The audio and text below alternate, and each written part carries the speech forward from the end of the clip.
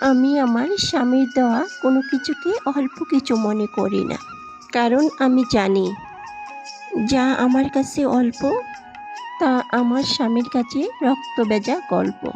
Hello everyone, আসসালামু আলাইকুম। সবাই কেমন আছেন আমার প্রাণপ্রিয় মিষ্টি মিষ্টি আপুরা এবং কলিজা ভাইয়ারা? আজ সকালবেলা চলে আসলাম ছোট্ট একটা মিনি ব্লগ নিয়ে আপনাদের সাথে। আমি গ্রামের মেয়ে, সাধারণ একটা মেয়ে, তাই গ্রামের কাজকর্মই আমার কাছে। আর আমি এমন কোনো শহরে থাকি না যে অট্টালিকার মধ্যে। আমি গ্রামে, আমি সাধারণ মেয়ে, আমার যা কিছু আছে তাই নিয়ে আমি আপনাদের সাথে আছি বা থাকি। এটা আমার কাছে অনেক কিছু, কারণ আমি নিজেকে অনেক সৌভাগ্যবান মনে করি।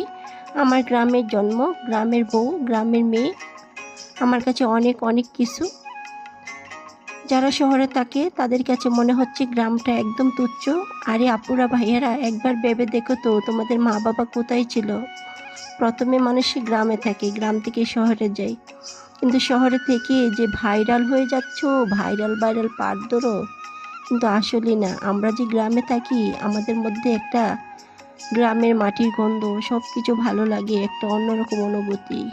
আমি নিজেকে অনেকটাই ধন্য মনে করি। আমরা যে গ্রামে থাকি আমাদের কাছে অনেকটাই ভালো লাগে। এরকম সবুজ শ্যামল, কত সুন্দর শ্বাস প্রশ্বাস নিতে পারি, গ্রামের সবুজ ফসল ফল মূল খেতে পারি, অনেকটাই ভালো লাগে। গ্রামে কাজকর্ম করে আমার কাছে অনেকটাই আনন্দ পাই, আমি অনেকটাই শান্তি পাই।